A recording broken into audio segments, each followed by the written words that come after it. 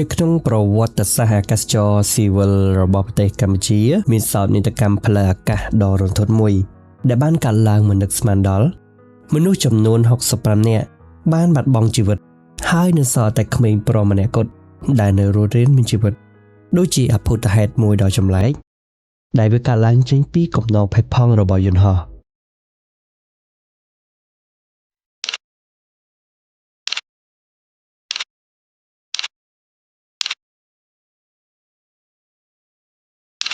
ហេតុការណ៍គ្រោះថ្នាក់យន្តហោះដ៏រន្ធត់មួយរបស់ក្រុមហ៊ុនអាកាសចរ Vietnam Airlines ដែលមានជើងហោះហើរលេខ815បានធ្លាក់នៅថ្ងៃទី3ខែកញ្ញាឆ្នាំ1997នៅក្នុងទឹកដីនៃប្រទេសកម្ពុជារបស់យើងហេតុការណ៍នេះគឺជាសោកនាដកម្មផ្លូវអាកាសដ៏សាហាវមួយនៅក្នុងប្រវត្តិសាស្ត្រអាកាសចរស៊ីវិលរបស់ប្រទេសកម្ពុជា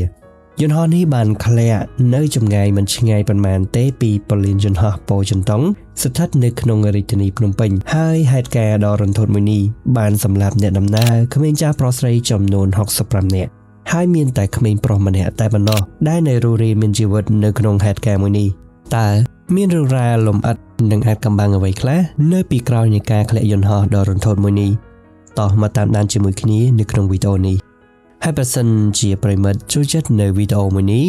ក៏ដូចជាចូលចិត្តនៅវីដេអូតាមដាននៅរឿងរ៉ាវប្លែកៗជាច្រើនទៀតសូមជួយចុច Subscribe នៅ Channel Video ម្នាក់មួយផងដើម្បីរីករាយទស្សនានៅវីដេអូថ្មីៗក៏ដូចជាដើម្បីជាកម្លាំងចិត្តសម្រាប់ Admin នៅក្នុងការបន្តធ្វើវីដេអូបែបនេះបន្តទៀតអរគុណនៅថ្ងៃទី3ខែកញ្ញាឆ្នាំ1997នៅប្រលានយន្តហោះប៉ូចិនតុងកំពុងតែមានភ្លៀងធ្លាក់យ៉ាងខ្លាំងហើយថ្ងៃនេះអាកាសធាតុនៅក្នុងរាជធានីភ្នំពេញហាក់ដូចជាមិនសូវល្អប្រមាណនោះទេចំណែកឯប្រទេសវៀតណាមវិញមានជើងហោះហើរមួយដែលមានលេខសម្គាល់815ដែលជាជើងហោះហើររបស់ក្រុមហ៊ុនអាកាសចរ Vietnam Airlines បានកំពុងតែរៀបចំធ្វើការចាក់ចេញពីទីក្រុងហូជីមិញនៅវេលាម៉ោង1រសៀលសម្រាប់ហោះហើររយៈពេលចម្ងាយខ្លីដោយប្រើប្រាស់រយៈពេល45នាទីដែលទិសដៅយន្តហោះមួយនេះគឺចេញពីទីក្រុងហូជីមិញពោះទៅកាន់ទីក្រុងភ្នំពេញជើងហោះហើរ Vietnam Airlines 815ប្រើប្រាស់យន្តហោះ Tupolev Tu-134 ដែលផលិតនៅសហភាពសូវៀតវាគឺជាយន្តហោះខ្នាតតូចសម្រាប់ប្រើប្រាស់នៅក្នុងការហោះហើររយៈចម្ងាយខ្លីសម្រាប់ការហោះហើរនាថ្ងៃនេះគ្រប់គ្រងការហោះហើរដោយពីឡុត2នាក់ដែលគេស្គាល់ឈ្មោះថា Phan Van Tiêu គឺជាកាពីតាន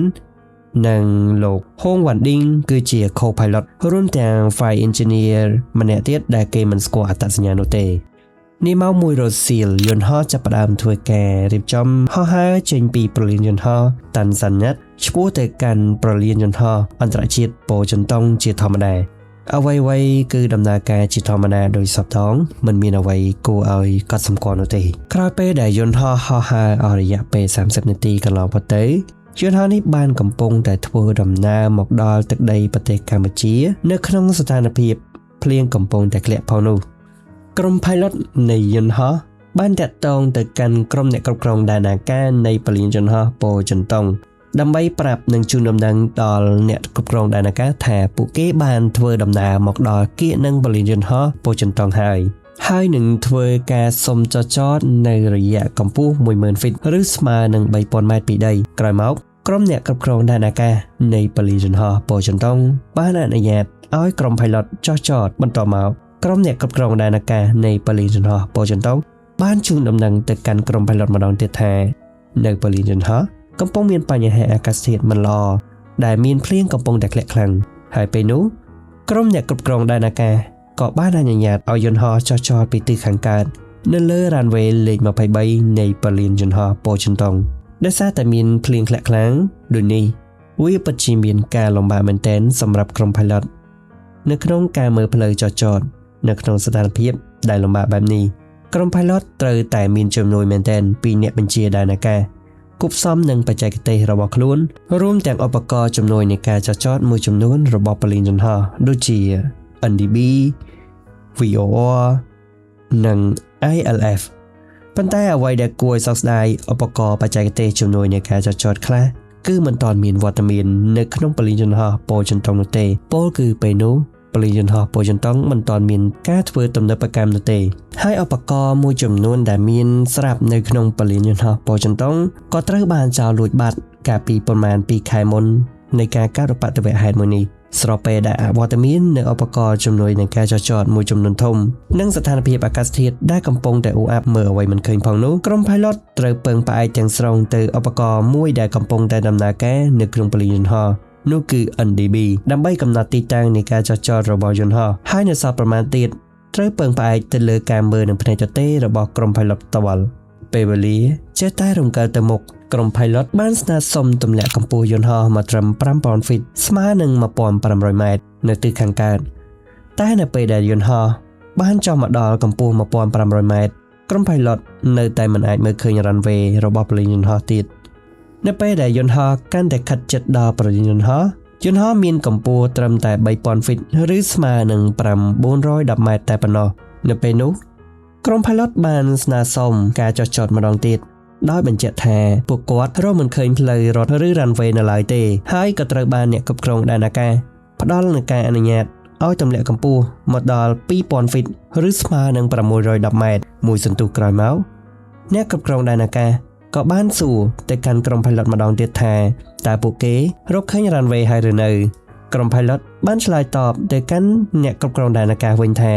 ពួកគេនៅតែមិនអាចមើលឃើញ runway នៅឡើយទេអ្នកគ្រប់គ្រងដែនអាកាសបានស្នើសុំឲ្យក្រុម pilot ផ្លាស់ប្ដូរនៅការចុះចតពីទិសខាងកើតហើយត្រឡប់ទៅចុះចតនៅទិសខាងលិចវិញដែលមាន runway លេខ 5ប្រសិនបើបន្តនៅការចុះចតនៅទិសខាងកើតវានឹងធ្វើឲ្យយន្តហោះព្យាយាមចុះចតក្រោមកម្លាំងខ្យល់ដ៏ខ្លាំងវាអាចនឹងមានគ្រោះថ្នាក់តែនៅពេលនោះក្រុម pilot មិនបានឆ្លើយតបនឹងអ្នកបញ្ជាដែនអាកាសនោះទេ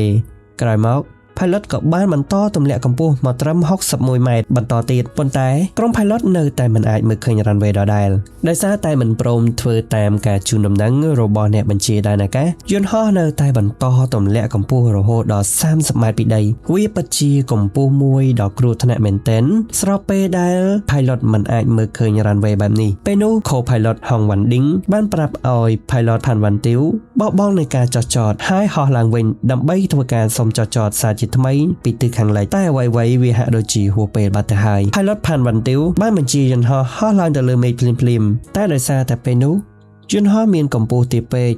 ហើយកំពុងតែស្ថិតនៅក្នុងក្រោមកម្លាំងខ្យល់ដ៏ខ្លាំងផងនោះធ្វើឲ្យស្លាបម្ខាងរបស់យន្តហោះបានប៉ះនឹងដើមត្នោតដែលស្ថិតនៅក្នុងស្រែក្បែរនោះបណ្ដាលឲ្យយន្តហោះដាច់ស្លាប់ហើយបានធ្លាក់បុកដីមួយទំហឹងទុះឡើងផ្អើលអស់អ្នកស្រុកក្បែរនោះភ្លើងបានឆេះឡើងខ្មួកខ្មាញ់ពេញវាលស្រែយន្តហោះបានធ្លាក់ចូលទៅវាលស្រែចម្ងាយ800ម៉ែត្រពី runway លេខ 23នៅក្នុងហេតុការណ៍មួយនេះមានមនុស្សចំនួន5នាក់នៅក្នុងនោះមានក្មេងប្រុសចំនួន2នាក់ម្នាក់គឺជាជនជាតិវៀតណាមនិងក្មេងប្រុសម្នាក់ទៀតគឺជាជនជាតិថៃនិងមនុស្សធំចំនួន3នាក់ផ្សេងទៀតស្ថិតនៅក្នុងស្ថានភាពដែលរបួសធ្ងន់ប៉ុន្តែជាអកុសលមនុស្សធំ3នាក់និងក្មេងប្រុសជនជាតិវៀតណាមម្នាក់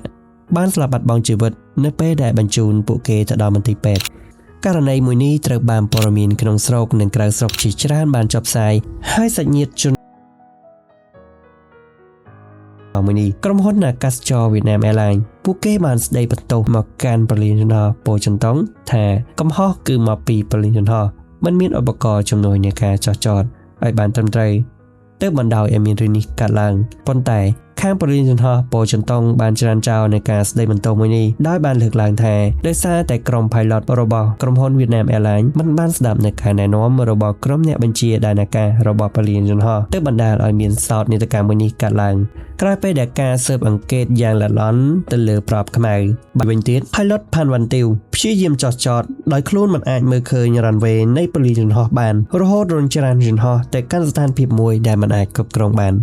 ទើបបង្កឲ្យកើតទៅជាសោកនាដកម្មមួយនេះកើតឡើងហេតុការណ៍មួយនេះគឺជាហេតុការណ៍ដ៏សាហាវនិងបានសម្លាប់មនុស្សច្រើនបំផុតនៅក្នុងប្រវត្តិសាស្ត្រអាកាសចរស៊ីវិលរបស់ប្រទេសកម្ពុជារបស់យើងសម្រាប់អ្នកដែលកាត់នីម៉ារ៉ុងដែលមានជីវិតថ្លៃបានរស់ជីវិតនៅក្នុងហេតុការណ៍មួយនេះក្មេងប្រុសម្នាក់នោះត្រូវបានអ្នកជួយសង្គ្រោះចេញពីកំណត់ដែកបែកបាក់នៃបំណែកយន្តហោះហើយត្រូវបានចាត់ទុកថាជាអភូតហេតុនៃការរស់រានមានជីវិតនៅក្នុងហេតុការណ៍ដ៏រន្ធត់មួយនេះ